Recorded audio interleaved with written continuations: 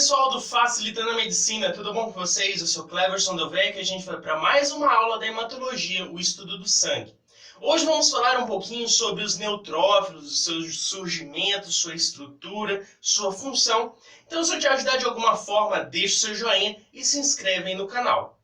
Então, já indo ao que interessa, o que podemos falar desse neutrófilo? Primeiro, como ele surge. Nós sabemos que todas as células sanguíneas elas têm origem aonde? Na medula óssea, a medula óssea vermelha.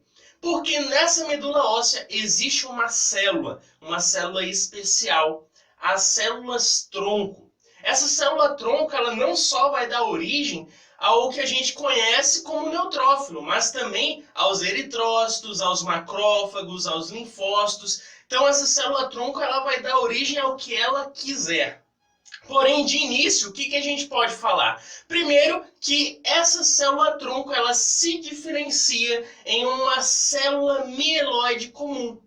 Eu te aconselho, acompanha e anota para a gente poder memorizar junto essas frases, essas palavras que são meio diferentes. Então, vamos lá. Célula-tronco se diferencia em célula mieloide comum.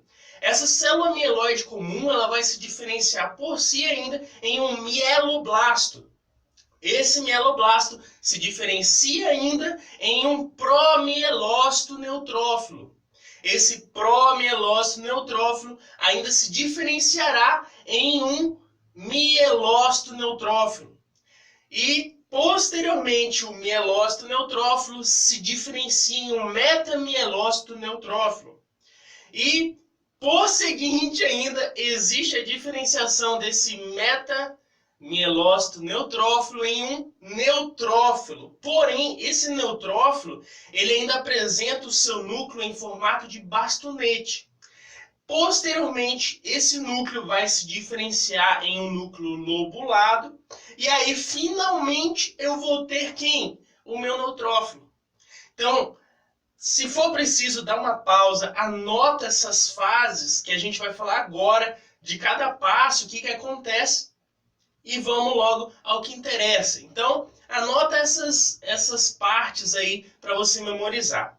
Agora você pensa, eu preciso de um fator estimulante, que vai fazer essa célula-tronco inicial que falamos, que ela vai se diferenciando até virar um neutrófilo, ela precisa de um estímulo. Essa célula-tronco, para ela virar um neutrófilo, ela precisa de um fator que vai estimular, que é o fator estimulante de colônia. Fator estimulante de colônia dos granulócitos. Isso é importante por quê? Porque esse fator vai fazer com que essa célula-tronco se diferencie em um neutrófilo e não em um eritrócito, por exemplo, ou em um macrófago. Porque, como falamos no início, a célula-tronco ela pode virar o que ela quiser. Ela é totipotente, ela tem a capacidade de se diferenciar. Então, existem fatores que vão levar essa célula-tronco a virar um neutrófilo. Beleza? Então vamos falar de cada passo. Falamos que essa célula-tronco se diferencia em uma célula mieloide comum. Essa célula mieloide comum ainda vai se diferenciar em quê? Em mieloblasto. Esse mieloblasto ele é interessante por quê? Porque ele é uma célula grande, um núcleo grande, porém ele ainda não apresenta os granulócitos. Lembrando que os neutrófilos são cheios de grânulos. Porém, nessa fase inicial, o mieloblasto não apresenta grânulos. Beleza? Agora, esse mieloblasto ainda se diferencia em um promielócito neutrófilo. E aí vem uma coisa interessante, é uma célula grande também. Tem o seu núcleo. Agora, uma coisa interessante, antes não tinha grânulos. Aqui, nesse promielócito neutrófilo, eu já encontro um complexo de Golgi desenvolvido, já está ali começando a exercer o seu trabalho e eu começo a observar nesse promielócito neutrófilo a existência dos grânulos azurófilos. Já começa a ter resquícios desses grânulos azurófilos. Tranquilo? Agora, esse promielócito neutrófilo vai se diferenciar em quê? Em mielócito neutrófilo. E esse mielócito neutrófilo, ele apresenta o seu núcleo, apresenta o retículo endoplasmático rugoso, os seus ribossomos são abundantes, e aqui, em especial, o complexo de Golgi é bem desenvolvido. Aqui eu já consigo ver o complexo de Golgi exercer sua função de secreção desses grânulos azurófilos. Aqui eu já vou ter abundantes grânulos azurófilos presentes nesse mielócito neutrófilo. Agora, o mielócito neutrófilo ainda se diferencia em quê? Em metamielócito. E o metamielócito, ele é especial por quê? Porque nesse metamielócito neutrófilo, eu já consigo observar grandes quantidades de grânulos azurófilos. Porém, aqui eu ainda vou encontrar outro grânulo, que é o grânulo específico. Aí você se pergunta, nossa, quanto grânulo? O que é isso? Os grânulos, eles são especiais porque possuem substâncias que vamos ver mais à frente que são capazes de destruir micro-organismos. Então, vamos ver que ao final, esse neutrófilo que vai estar maduro, ele apresenta dois grânulos específicos, os azurófilos e os específicos.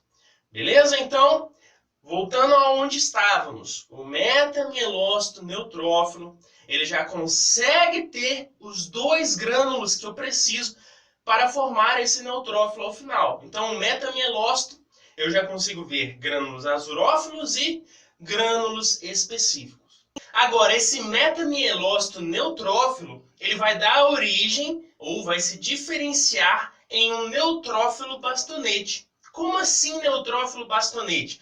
Bastonete porque esse núcleo desse neutrófilo ainda possui um formato de bastão, como você dá uma olhada nessa imagem aí.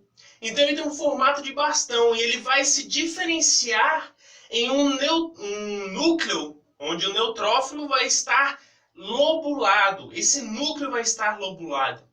Então, esse é o neutrófilo bastonete. Agora, olha o neutrófilo normal.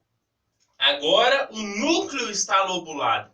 Quando ocorre a diferenciação desse núcleo bastonete a um núcleo lobulado, eu vou ter o meu neutrófilo maduro. Agora eu quero que você entenda que tem todas essas fases de maturação, ou seja, desde as células tronco até a formação do nosso neutrófilo. Porém, o que vai fazer esse neutrófilo virar um neutrófilo, lá na medula óssea, vai ser alguns fatores. Porque, como falamos anteriormente, sabemos que a célula-tronco ela pode virar o que ela quiser. Pode virar neutrófilo, pode virar eritrócitos, macrófagos. Agora, o que vai fazer a célula-tronco virar um neutrófilo? Vai ser os fatores estimuladores de colônia dos granulócitos. Exatamente esse fator que vai induzir, vai levar essa célula-tronco a se transformar exatamente em um neutrófilo e não em outro tipo de célula. Então, beleza, entendemos as fases, entendemos que existem fatores que induzem a célula-tronco a se diferenciar agora em um neutrófilo. Agora, o que acontece? Eu formei o meu neutrófilo, o que vai acontecer? Esses neutrófilos, eles podem ser marginais. Como assim? Esses neutrófilos marginais, eles ficariam ali no endotélio vascular, estariam ali pegados a esse endotélio. Esses são os neutrófilos marginais. Agora existem os neutrófilos circulantes. Esses neutrófilos circulantes, o que vai acontecer? Eles vão migrar pelo sangue, vão circular pelo sangue e podem ingressar em tecidos, em cavidades do nosso corpo. Também pode ir ao tecido conjuntivo corporal para atuar ali na defesa imune inata. Agora, nós vimos todo esse processo de formação, vimos para onde vai a célula, esse neutrófilo. Agora, como é realmente um neutrófilo? Como vimos na imagem, existe um núcleo lobulado. Esse núcleo lobulado vai estar ligado um ao outro por pontes de cromatina. Agora, se a gente observar bem o citoplasma, nós vamos ver que ele é bem claro. Por quê? Porque existem dois tipos de grânulos ali. Os grânulos azurófilos e os grânulos específicos. E para que servem esses grânulos? Eles servem para a função de defesa desse neutrófilo. São grânulos que possuem substâncias que, quando secretadas, vão causar dano aos micro-organismos invasores. Então, temos os grânulos azurófilos e específicos. Entre as substâncias que podemos encontrar nos grânulos azurófilos são as lisozimas, elastases, catepsinas. São algumas das substâncias que são liberadas por esses grânulos azurófilos. Agora, existem ainda os grânulos específicos. Os grânulos específicos possuem algumas substâncias, como a lisozima, a lactoferrina, pode secretar também o colágeno tipo 4, que toda essa substância, todo esse arsenal vai ser para a função de defesa desse neutrófilo. Lembrando que os neutrófilos fazem parte da primeira linha de defesa do corpo. Como assim? Eles fazem parte do sistema imune inato. Quando o micro-organismo entra, ele vai estar ali para bater de frente. Então, vimos algumas características desse neutrófilo. Agora, como vimos, para diferenciar, nós vamos ver o núcleo. O núcleo vai ser o quê? Lobulado. Esse lobulado que vai nos ajudar a diferenciar entre os granulócitos o nosso neutrófilo. Porque exatamente esse núcleo vai estar como gominhos ali, interligados por pontes de cromatina. Agora, qual é a função do neutrófilo? Já falamos que ele faz parte da defesa imune inata. Porém, ele tem uma função especial que é de fagocitar substâncias estranhas, qualquer invasor que ali estiver.